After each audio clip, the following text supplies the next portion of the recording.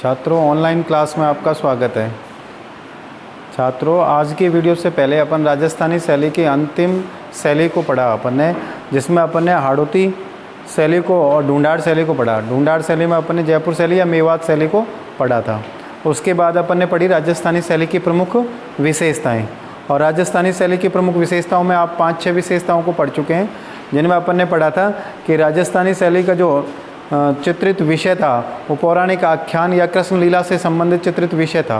विषय वैविध्य था, देश काल के अनुरूप तक चित्रण किया गया, भावना प्रधान चित्रण रहा, रंगों को, चमकीले रंगों को, चटकदार रंगों का प्रयोग किया गया। इस तरह की विशेषता पढ़ रहे थे।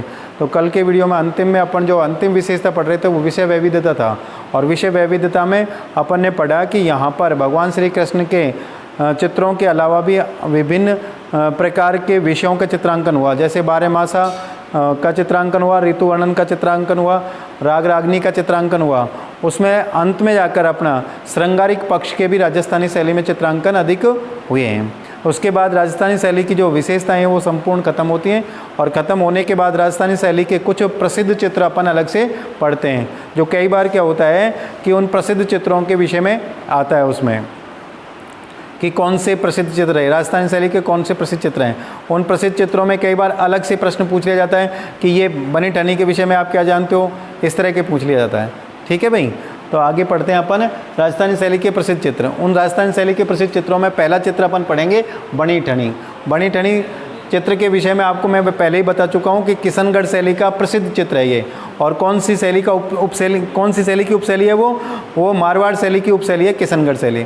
और किशनगढ़ शैली में बनी ठनी का जो प्रसिद्ध है वो अलौकिक सौंदर्य के कारण प्रसिद्ध चित्र रहा है। ठीक है भाई, इसमें आगे पढ़ते हैं। भारत की मोनालिसा कहलाने वाला यह चित्र किशनगढ़ शैली की देन है। मतलब भारतीय मोनालिसा के नाम से ख्याति प्राप्त है किशनगढ़ की बनी ठनी पेंटिंग को। प्रश्न आ सकता है कि कौन सी पेंटिंग को भारतीय मोनालिसा के नाम से जाना जाता है, तो मोनालिसा के नाम से किसे जाना जाएगा? किशनगढ़ की बनी ठनी पेंटिंग को जाना जाता है। यह पेंटिंग किशनगढ़ शैली की विश्व प्रसिद्ध पेंटिंग है, जो अलौकिक सौंदर्य के कारण विश्व प्रसिद्ध है। अपने अलौकिक सौंदर्य के कारण विश्व प्रसिद्ध है। मैंने आपको इसके बारे में बताया था कि बनी ठनी राजा सावन सिंह की उपपत्नी या प्रेयसी थी, दासी थी उसके शासनकाल की, लेकिन बाद में चलकर यह उपपत्नी बनी थी। और ये इतनी सुंदर थी कि इसकी सुंदरता के साथ साथ ये कवित्री भी थी, मतलब गाने में भी या कृष्ण पद करने में भी अद्वितीय थी, इस तरह की थी। और इसकी सुंदरता के आधार पर, वह कृष्ण पद गाने के आधार पर इनके जो राजा सावन सिंह के समय का निहालचंद नाम का जो कलाकार था, उस कलाकार के द्वारा इसका चित्रांकन किया गया था। और चित्रांकन में इतना सुंदर चित्रांकन किया गया कि अलौकिक सौंदर्य के कारण ये विश्व प्रसिद्ध पेंटिंग बन गई थी। इस पेंटिंग के चित्रकार निहालचंद रहे हैं। बनी ठनी का शाब्दिक अर्थ होता है सजी धजी। यह चित्र वास्तव में अपने शीर्षक को साकार करता है। सज धर कर अर्थात बन ठन कर रहना, इस तरह का इसकी जो वास्तविकता को यह अभिव्यक्त करता है। यह चित्र इस भारतीय मोनालिसा के नाम से ख्याति प्राप्त हुई, जो एरिक डिक्सन के द्वारा यह संज्ञा दी गई थी। किसके द्वारा? एरिक डिक्सन के द्वारा यह संज्ञा दी गई भारतीय मोनालिसा की। बनी ठनी राजस्थान के किशनगढ़ रियासत के तत्कालीन राजा सावन सिंह की दासी या प्रेमिका थी। इसके बारे में कहानी बताई चुके कि किस तरह की थी, कि यह राजा सावन सिंह की दासी थी और आगे चलकर ये आपस में एक दूसरे के प्रेमासक्त हुए और दोनों पति पत्नी के रूप में बन गए थे। बनी ठनी सौंदर्य की अद्भुत मिसाल होने के साथ ही उच्च कोटि की कवियत्री भी थी, मतलब गाने में भी माहिर थी और उसमें भी कृष्ण पदों को गाया करती थी। यह स्वयं रसिक बिहारी के नाम से कविता करती थी। इस चित्र का चित्रण लगभग संवत 1755 से 1757 ईस्वी में हुआ था। चित्र का आकार 48.8 × 36.6 सेंटीमीटर का रहा है। वर्तमान में यह चित्र आमेर के संग्रहालय में सुरक्षित है। इसकी एक प्रति अल्बर्ट हॉल पेरिस में भी सुरक्षित है। 5 मई 1973 में बनी ठनी पर इस चित्र पर भारत सरकार के डाक विभाग के द्वारा एक डाक टिकट भी इस पर जारी किया गया था। इस चित्र में अंकित नारी लज्जा युक्त मधुर मुस्कान, तीखे नाक, कर्णवत कमल नयन, सुकुमार उंगलियों के साथ सुंदर आभूषणों से सजी अत्यंत भावपूर्ण या आकर्षक चित्र है ये। ठीक है भाई, इसकी पारदर्शी ओढ़नी के विषय में लिख सकते हैं कि इसकी पारदर्शी ओढ़नी भी थी। दूसरा चित्र आता है गोधूली। यह मेवाड़ शैली का दूसरा प्रसिद्ध चित्र है और यह चौखा के द्वारा बनाया गया था। अब गोधूली के विषय में मेवाड़ शैली जब मैंने आपको पढ़ाया था उस समय बताया था गोधूली क्या होती है। गोधूली होती है शाम का समय, और शाम का समय वह होता है जब खेतों पर से या जंगल से गायों के आगमन का समय होता है। तो एक साथ हजारों की संख्या में या 100-200 की संख्या में जब गायें कच्चे रास्ते से चला करती थी, तो कच्चे रास्ते से जब चला करती थी तो उनके पैरों से धूल उड़ती थी, इसलिए उस समय को या उस काल को क्या कहा, गोधूली कहा गया था। उसका बड़ा मनोरम चौखा के द्वारा चित्रण किया गया है और जो मेवाड़ शैली में चित्रण किया गया है। देखिए मेवाड़ शैली में चित्रकार चौखा द्वारा चित्रित यह दृश्य आकर्षक संयोजन व सौम्य रंग योजना के लिए जाना जाता है। इस चित्र का निर्माण लगभग 1813 ईस्वी में महाराणा भीम सिंह के समय हुआ। चित्र में गोधूली वेला, गायों के घर लौटने का समय में बाल कृष्ण अपने सखाओं के साथ गाय लेकर वापस नगर में प्रवेश करते अंकित है। मतलब भगवान श्री कृष्ण हैं जो अपनी गायों को साथ में लेके आ रहे हैं उनके बाल सखाओं के साथ में, और गायों के पैरों से धूल उड़ रही है। अटारी से माताएं, मतलब झरोखों में बैठकर माताएं उन बालकों की इंतजार कर रही हैं, और इंतजार कर उनको देखकर प्रसन्नचित हो रही हैं, प्रफुल्लित हो रही हैं। बालक भी अपनी माताओं को देखकर उनकी ओर इशारा कर हर्षित हो रहे हैं कि हम हमारी माँ के पास आ गए हैं। एक साथ बड़ी संख्या में गायों के चलने से उठ रही धूल दर्शाने के लिए पूरा वातावरण मटमैला बनाया गया है। कलाकार के द्वारा कैसा बनाया गया है, मटमैला बनाया गया है, क्योंकि धूल का रंग कैसा होता है, मिट्टी का जैसा है ही वो, तो इसलिए मटमैला रंग बनाया गया है। चित्र की पृष्ठभूमि में प्रकृति का सुर में अंकन किया गया है। यह राजस्थानी शैली का दूसरा प्रसिद्ध चित्र है और मेवाड़ शैली का चित्र है। राजस्थानी शैली का तीसरा प्रमुख चित्र जो मारवाड़ शैली का प्रसिद्ध चित्र है वह है ढोला मारू। ढोला मारू भी एक प्रेमाख्यान है। ढोला जिसमें क्या है, आदमी को और मारू स्त्री को कहा गया है, ये एक प्रेमाख्यान है। आज भी इतना प्रसिद्ध प्रेमाख्यान रहा कि आज भी किसी पति पत्नी की सुंदर जोड़ी होती है, उस सुंदर जोड़ी को ढोला मारू के नाम से जाना जाता है। जैसे गांव में कहते हैं आपस में एक दूसरा बड़ा प्रेम से रहते हैं पति पत्नी, तो उनसे कहते हैं और ढोला जी और मारू जी, इस तरह के कहते रहते हैं। तो वो ढोला मारू क्या है, वो प्रेम वाले प्रसंग के आधार पर ही उनको प्रेम के कारण ढोला मारू कहा जाता है। मारवाड़ की प्रसिद्ध प्रेम गाथा पर आधारित चित्र ढोला मारू जोधपुर शैली का प्रसिद्ध चित्र है।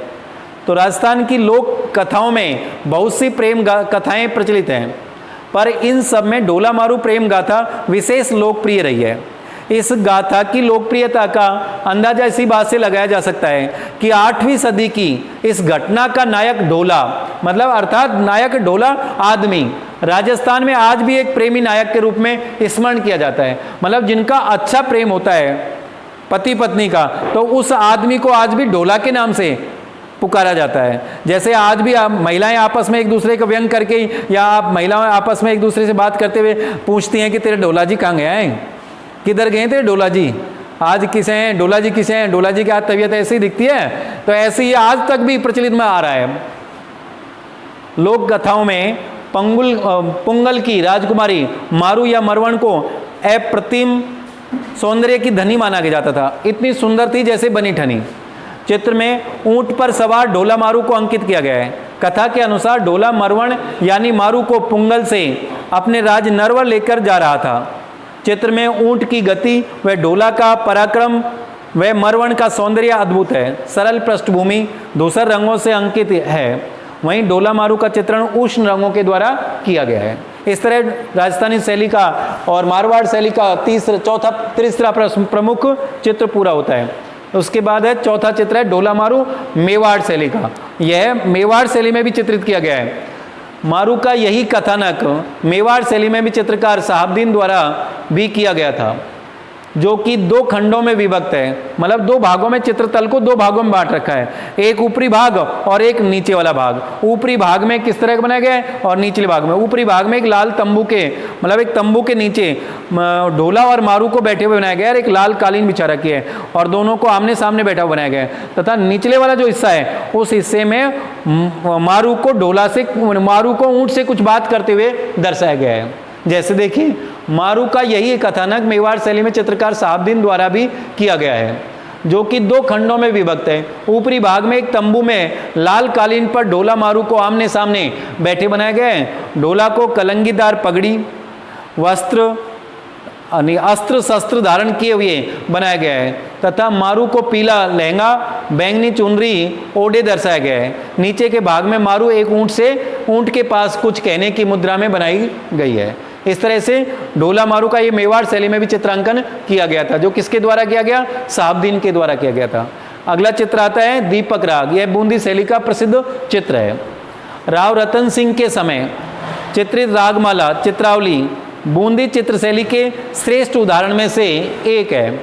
इस रागमाला चित्रावली को चित्रकार हुसैन अली रजा, बीकानेर शैली के दो परगने थे, दो प्रमुख कलाकार थे।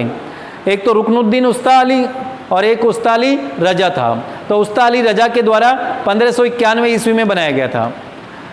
माना जाता है इस संग्रह में राग दीपक एक महत्वपूर्ण चित्र है। इसमें नायक नायिका को महल में प्रेम मग्न में बनाया गया है। चित्र में वास्तु व प्रकृति का बूंदी शैली के अनुरूप अंकन किया गया है। मतलब वास्तु वहाँ की भवन निर्माण कला और वहाँ का प्रकृति जो अंकन किया गया है वो बूंदी शैली के अनुरूप किया गया है। आसमान में रात्रि भाव के लिए गहरा रंग भरा गया है। रात्रि के दृश्य को दर्शाने के लिए कैसे रंग का प्रयोग किया गया है? गहरे रंग का प्रयोग किया है। तारों की टिमटिमाहट मोहक है, मतलब अच्छी लगने वाली है। वस्त्र आभूषण सुंदर हैं। यह चित्र भारत कला भवन वाराणसी में सुरक्षित है। प्रश्न आ सकता है कि दीपक राग वाला बूंदी शैली का चित्र कहाँ पर सुरक्षित है? तो भारत कला भवन वाराणसी में सुरक्षित है। अगला चित्र है विष्णु लक्ष्मी, जो बीकानेर शैली का प्रसिद्ध चित्र है। यह प्रसिद्ध चित्रकार हामिद रुकनुद्दीन के द्वारा चित्रित किया गया था। विष्णु लक्ष्मी बीकानेर शैली के महत्वपूर्ण चित्रों में से एक है। रुकनुद्दीन मुगल चित्रकार अली रजा का शिष्य था। चित्र में स्वर्ण आसन पर भगवान विष्णु और लक्ष्मी को विराजमान बनाया गया है। उनके चारों ओर 11 परिचारिकाएं, मतलब सेविकाएं अंकित हैं, जिनके हाथों में विभिन्न वस्तुएं हैं और विभिन्न मुद्राओं में बनाई गई हैं उनको। यह चित्र बीकानेर शैली का परिष्कृत स्वरूप दर्शाता है। पार्श्व में अंकित आर्च, वस्त्रों की सलवटें, सुनहरे रंग का अद्भुत प्रयोग आकर्षक है। पृष्ठभूमि में हल्का नीला रंग प्रयुक्त है। रेखांकन महीन स्तरीय है। रेखांकन महीन है लेकिन स्तरीय है।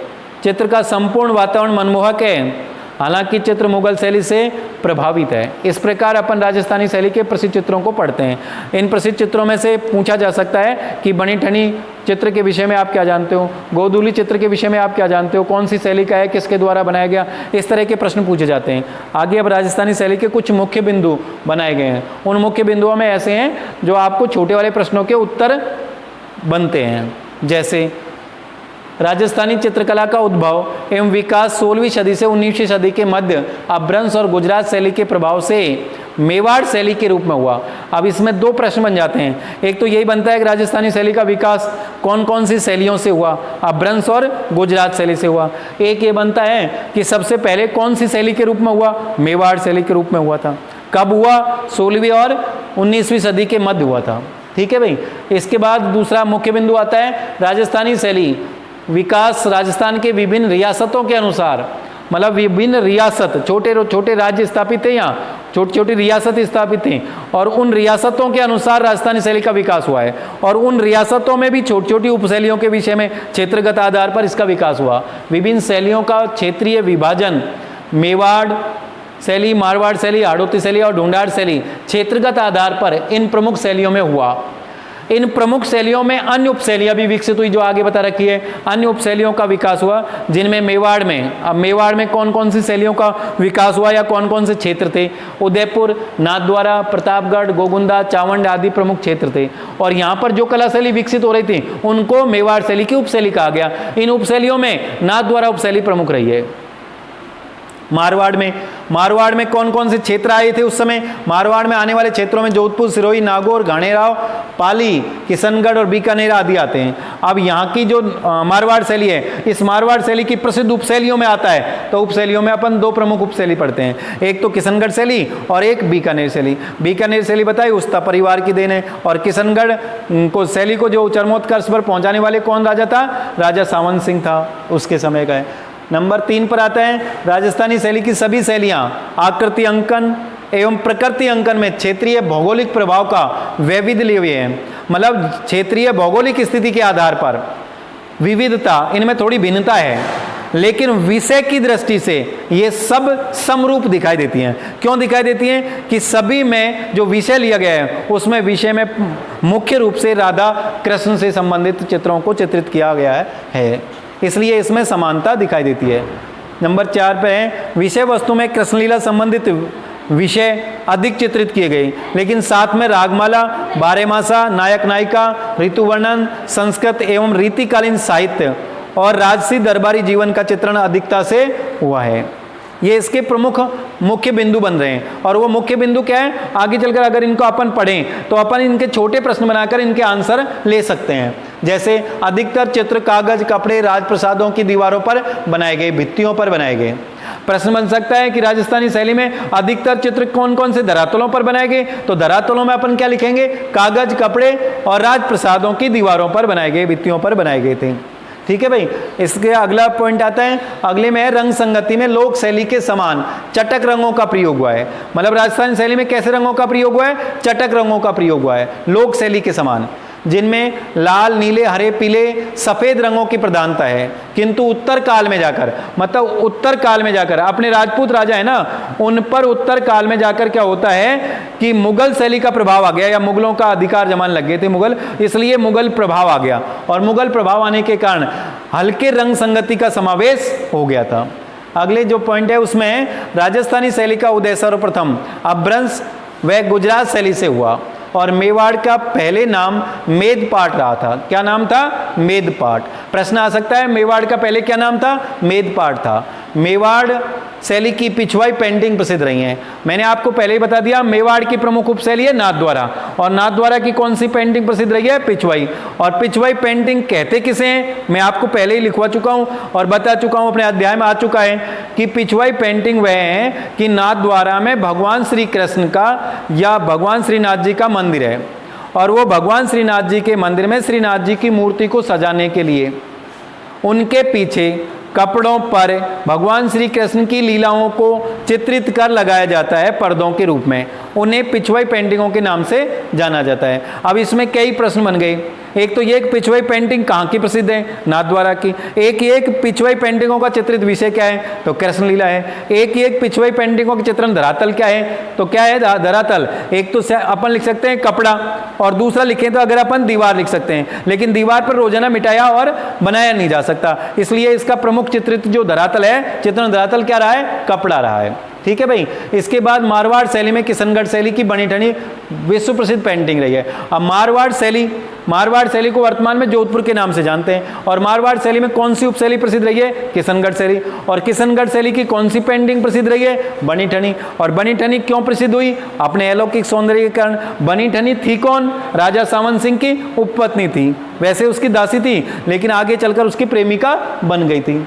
रसराज और ललित ललाम महान कवि मतीराम की रचना है। ये भी प्रश्न आ सकता है, रसराज और ललित ललाम, ये पहले अपने अंदर आ चुका है इसमें कि मेवाड़ शैली में और मारवाड़ शैली में कि रसराज और ललित ललाम ये रचना किसकी है? तो महान कवि मतीराम की रचना है। फिर आता है गीत गोविंद, और गीत गोविंद में क्या है? किसकी रचना है? जयदेव की कृति है।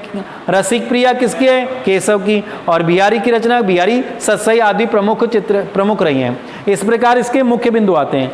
और मुख्य बिंदुओं में 8वां मुख्य बिंदु जो बनता है, या 8वें में मुख्य बिंदु या पॉइंट है, उसमें बताया जा रहा है जैसे राजस्थानी शैली के सचित्र ग्रंथों में, मतलब राजस्थानी शैली में कौन कौन से चित्रित ग्रंथ रहे हैं, उन चित्रित ग्रंथों का कई बार नाम पूछ लिया जाता है। कोई से 3 चित्रित ग्रंथों के नाम लिखो, जिनमें गीत गोविंद है, भागवत पुराण है, रामायण है, रसिक प्रिया है, आदि प्रमुख चित्रित ग्रंथ रहे हैं। राजस्थानी शैली की प्रमुख उपशैली बीकानेर शैली को प्रांतीय मुगल शैली के नाम से जाना जाता है। ये लास्ट ईयर भी शायद प्रश्न आया था कि राजस्थानी शैलियों में कौन सी उपशैली पर सर्वाधिक मुगलिया प्रभाव रहा, तो बीकानेर शैली पर सर्वाधिक रहा, क्योंकि बीकानेर के राजाओं के घनिष्ठ संबंध थे मुगलों से, और मुगलों के वो दक्षिण प्रांत के या दक्षिण क्षेत्र के वो गवर्नर रहा करते थे। कौन? बीकानेर के महाराजा।